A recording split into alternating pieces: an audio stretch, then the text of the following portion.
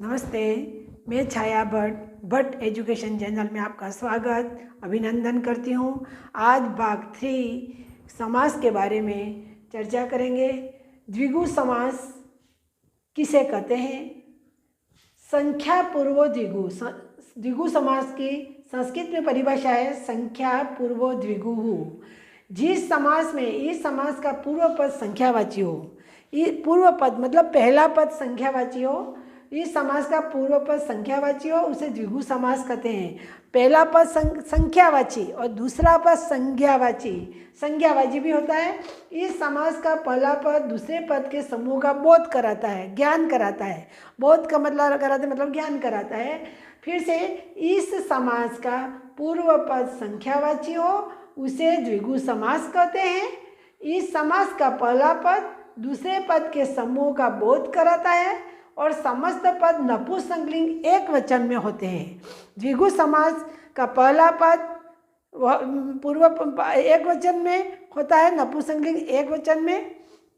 जैसे चतुर्युगम, चतुर्नाम युगानाम समाहार, 4 युगों का समूह। मतलब यहाँ पे ये बता रहा कि चतुर्युगम, चतुर 4, ये तो संख्या बताइए। चतुर्नाम मतलब और युग, कितने युग हैं? 4 युग हैं। तो सबसे पहला इसको कहते हैं, ये इसका संधि विच्छेद करें अपन तो संख्यावाची कैसे बोला? तो ये पहला पद बोलते हैं। ये त्रि, शता, चतुर, तो ये चतुर्युगम, ये चतुर्नाम युगानाम समाहार। और इस द्विगु समास के अंदर समाहार का प्रयोग, समाहार शब्द का प्रयोग किया जाता है। समाहार का अर्थ है समूह। तो संस्कृत में समाहार लगाते हैं, हिंदी में इसका समूह बोलते हैं। चतुर्युगम, चतुर्नाम युगानाम समाहार, 4 युगों का समूह। शताब्दी, शतानाम, अब्दानाम, टुकड़े करो इसको, इसमें अ छुपा हुआ है, शताब्दी में अ छुपा हुआ है। तो शतानाम अब्दानाम समाहार, 100 वर्षों का समूह। त्रिलोकम त्रयाणाम लोकानाम समाहार, 3 लोकों का समूह। मतलब यहाँ पे कहने का मतलब पूर्व पद संख्यावाची, द्वितीय पद संज्ञावाची होता है। ये नपुंसकलिंग एक वचन में होते हैं ये समस्त पद, और ये इसमें समाहार लगता है, विग्रह करने से समाहार, और हिंदी में इसको समूह बोलते हैं। तो चतुर्युगम, चतुर्नाम युगानाम समाहार, 4 युगों का समूह।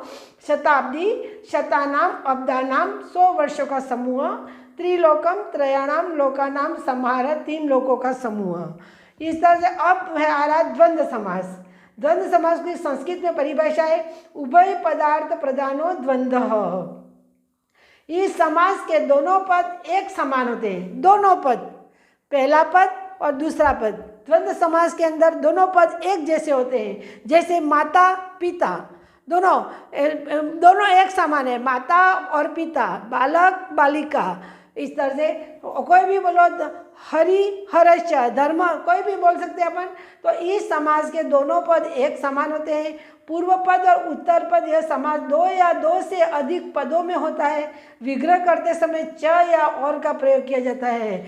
संस्कृत में विग्रह करेंगे च का प्रयोग होगा, हिंदी में इसका विग्रह करेंगे तो और होगा। मतलब यहाँ पे ये दोनों पद बराबर है, दोनों पदों में कोई भी अंतर नहीं रहता है, वो है द्वंद्व समास। हरि हरो, हरिश्च हरश्च, च का प्रयोग हो गया हरि और हर।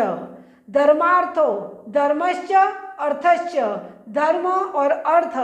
पाणी पादम, पाणी च पादो च, पाणी मतलब हाथ, पाद यानी पैर, हाथ पैर, माता पिता, जब बालक बालिका। इस तरह से ये दोनों पद एक समान होते हैं, इनमें कोई भी अंतर नहीं होता है।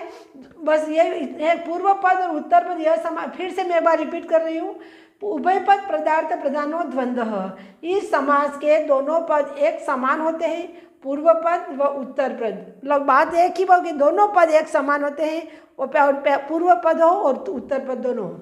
यह समास 2 या 2 से अधिक पदों में होता है। विग्रह करते समय च और का प्रयोग किया जाता है। बिल्कुल सीधा समास है, एकदम समझ में आ जाता है ऐसा।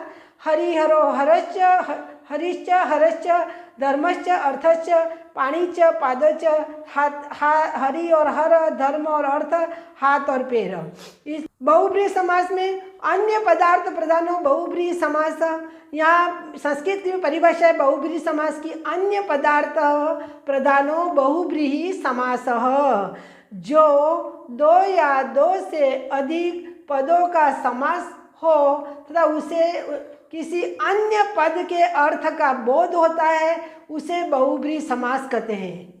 अब मतलब जो अधिक पदों का समास होता है, बहुत अधिक समास होता है, उसे किसी अन्य पद के अर्थ का बोध होता है उसे बहुब्रीहि समास कहते हैं। जैसे चक्र प्राणी, चक्र प्राणो यस्य सः, यहाँ बहुब्रीहि समास में विग्रह करते समय यस्य सः का प्रयोग करेंगे, किसके समानियों। अब चक्र प्राणी किसके हाथ में, चक्र पाणी, पाणी यानी हाथ, चक्र यानी चक्र घूमने वाला, किसके हाथ में चक्र घूमता था, बहुब्रीहि समास। तो यहाँ पे भगवान विष्णु के ही राइट हैंड हाथ में चक्र घूमता है। तो यहाँ पे किसी एक चीज़ जो मुख्य मूल होती है बहुब्रीहि समास में, एक विशेषता वाला कि पूरे संसार में कोई एक है उसका नाम लेना है यहाँ पर, इसको कहते हैं बहुब्रीहि समास। तो चक्र प्राणी, चक्र प्राणो यस्य सः, जिसके हाथ में चक्र घूम रहा है तो विष्णु भगवान। नीलकंठ, नीला है कंठ जिसका, कंठ किसका नीला है, हरे कलर नीला है, नीला है कंठ। तो शिवजी ने जहर पिया था तो उनका कंठ कहते हैं ना नीला कंठ। तो नीलकंठ, नीलकंठ यस्य सः, शंकर भगवान। कौन, शंकर। तो संसार में एक ही जो चीज़ होती है तो शिव जी एक ही हैं, विष्णु एक ही हैं। तो इस तरह नीला है कंठ जिसका, तो वो है शिव जी। दशानन, दशानन 10 मस्तकों वाला, जिसके 10 सर, वो है रावण, जो दुनिया में पूरे संसार में एक ही है तो वो रावण। तो दशाननी यस्य च रावण, मतलब रावण। बहुब्रीहि समास एक ऐसा समास है जो सबसे भिन्न समाज है, अलग है, और संसार में कोई एक वस्तु है उसके ऊपर ये लागू होता है। अन्य पदार्थ पर बहुब्रीहि समास जो दो या दो से अधिक पदों का समास हो तथा उसे किसी अन्य पद के अर्थ का, अन्य पद का मतलब ये है, अन्य पद के अर्थ का बोध होता हो उसे बहुब्रीहि समास कहते हैं। और जैसे और विग्रह करते समय इसका यस्य सः का प्रयोग होता है। आज ये मेरा समास का चैप्टर समाप्त हुआ है। सभी मेरे चैनल को लाइक करें और शेयर करें। धन्यवाद।